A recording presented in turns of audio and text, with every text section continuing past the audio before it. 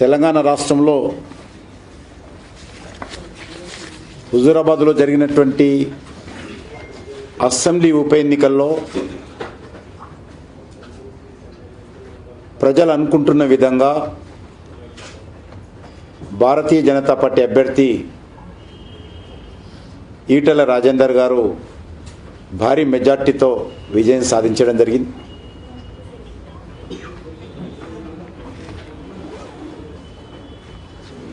ఇప్పటివరకు అందినటువంటి వివరాల ప్రకారము 21,000 పైచిలుకు మెజార్టీ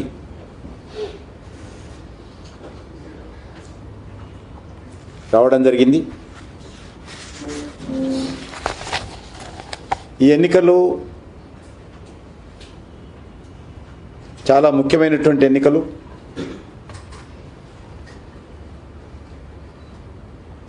చాలా కాస్ట్లీ ఎన్నికలు, అత్యంత ఖరీదైనటువంటి ఎన్నికలు దేశంలోని.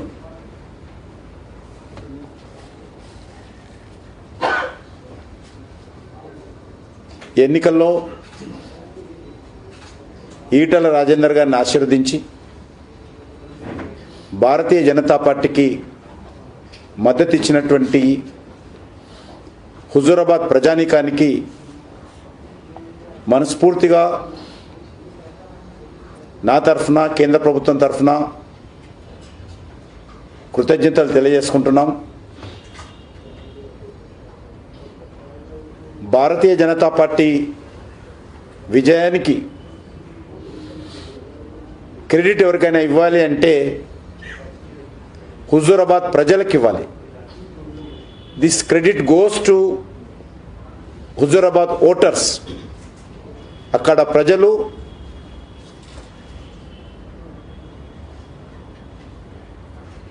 ఈ రకమైనటువంటి ఖర్చుతో కూడుకున్నటువంటి ఎన్నికలు జరిగినప్పుడు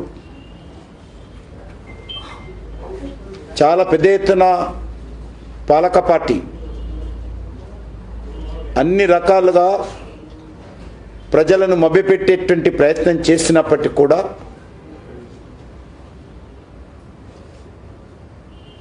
వాటన్నిటిని కూడా ఖాతరు చేయకుండా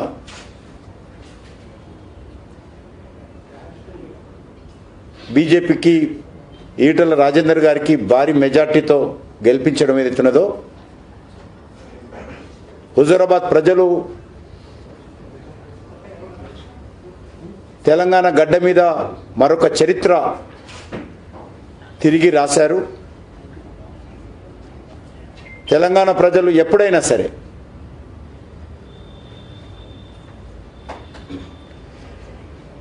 నీతికి, నిజాయితీకి, ధర్మానికి, న్యాయానికి, నైతిక విలువలకు అండగా ఉంటారు అనేటువంటి విషయాన్ని మరొకసారి హుజూరాబాద్ ప్రజలు నిరూపించారు. నేను గత 40 ఏళ్ళ రాజకీయాలలో ఏ ఒక్క రోజు కూడా, ఏ ఒక్క ఎన్నికలు కూడా ఈ రకమైన ఎన్నికలు నేను చూడలేదు.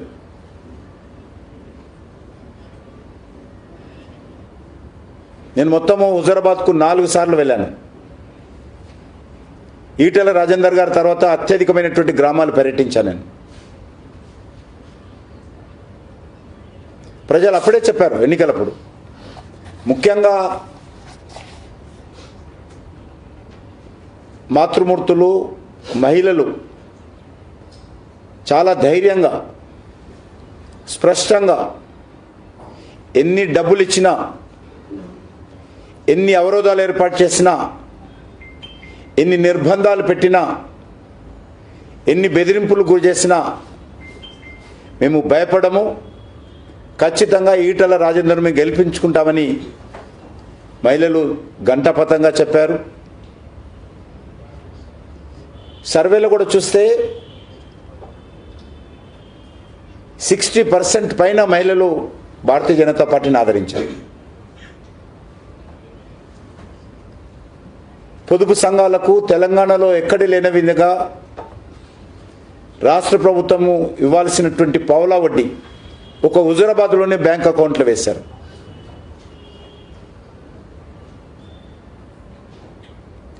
పెండింగ్లో ఉన్నటువంటి రోడ్ల పనులు కానీ, పాఠశాల భవనాలు కానీ, కమ్యూనిటీ హాల్స్ కానీ అవన్నీ కూడా గత 5 నెలల్లో అన్నీ పూర్తి చేశారు.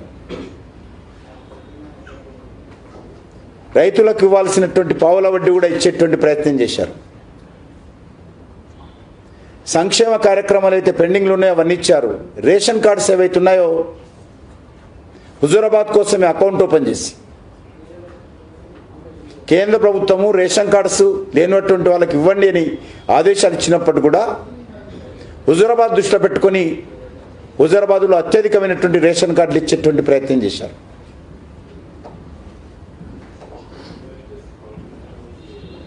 హుజూరాబాద్లో ప్రభుత్వ పరంగా చేయని కార్యక్రమం అంటూ లేదు. అడగడం ఒకటే పాపం. అడిగిన ప్రతి విషయాన్ని చేసేటువంటి ప్రయత్నం చేశారు. అడగనివి కూడా ఇచ్చారు. హుజూరాబాద్ కోసము ప్రత్యేకంగా వేలాది కోట్ల ప్రాజెక్టులు ప్రవేశపెట్టారు.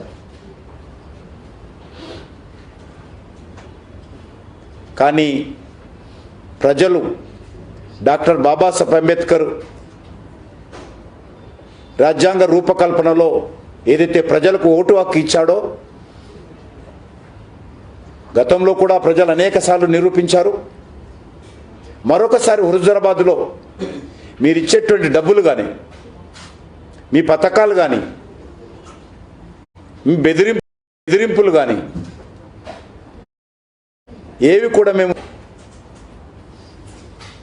అని నిరూపించడం ఏదైతున్నదో నేను హుజూరాబాద్ ప్రజలకు సెల్యూట్ చేస్తా ఉన్నాను. నాకు ఒకసారి భయమైంది. ఇంత ఖరీదైన ఎన్నికల్లో ఎవరైనా సిద్ధాంతం కోసమో ప్రజల సేవ చేయడం కోసమో పేద మధ్యతరగతి వ్యక్తులు ఎన్నికల్లో ఇక పోటీ చేయరేమో తెలంగాణలో. ఇక తెలంగాణ రాజకీయాలు ఇక ఖరీదైనటువంటి ఎన్నికలుగానే ఉంటాయేమో. ఎన్నికల్లో పోటీ చేయాలంటే, టీఆర్ఎస్ని ఎదుర్కోవాలంటే, కేసీఆర్ కుటుంబాన్ని ఎదుర్కోవాలంటే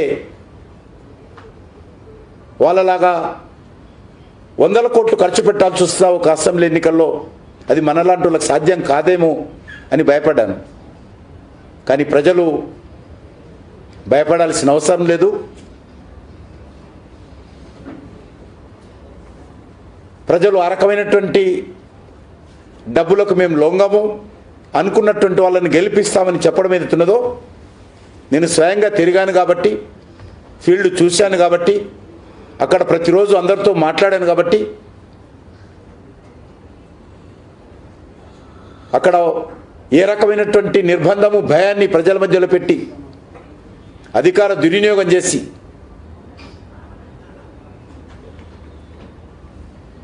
చివరకు ఎన్నికల సిబ్బంది వస్తే కూడా చివరి రోజు పోలింగ్ రోజు ఎన్నికల సిబ్బందిని కూడా మభ్యపెట్టేటువంటి విధంగా భయపెట్టించారు.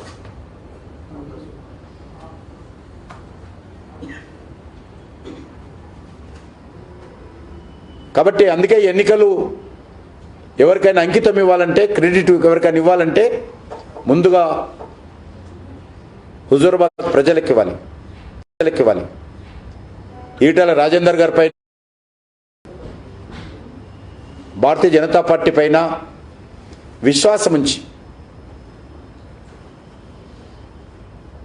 ఈ తీర్పు ఇవ్వడం ఏమవుతున్నదో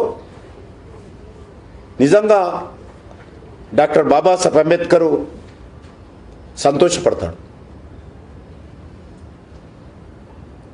నైతిక విలువలతో పనిచేసినటువంటి రాజకీయ నాయకులు కూడా సంతోషపడతారు ఈరోజు ఫలితాలు చూసిన తర్వాత.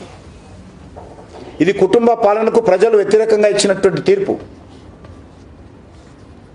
ధర్మము, నీతి, నిజాయితీకి పట్టం కట్టారు. అహంకారానికి, అధర్మానికి వ్యతిరేకంగా ప్రజలు తీర్పిచ్చారు.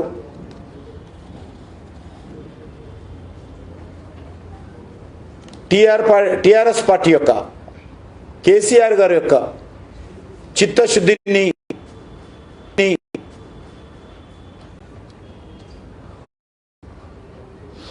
చిత్తశుద్ధి పట్ల ప్రజలలో అనుమానాలు ఉన్నాయని మరొకసారి వ్యక్తమవుతోంది. గతంలో కూడా ఎన్నికలు చూసాం. తెలంగాణ ఉద్యమ సమయంలో మహబూబ్నగర్ ఉప ఎన్నికల, ఇటీవల దుబ్బాకలో జరిగినటువంటి ఉప ఎన్నిక, ఈరోజు హుజూరాబాద్లో జరిగినటువంటి ఉప ఎన్నికల్లో బీజేపీ గెలవడం ఎత్తున్నదో ఈ అభ్యర్థుల మీద పార్టీ మీద విశ్వాసం ఉంటే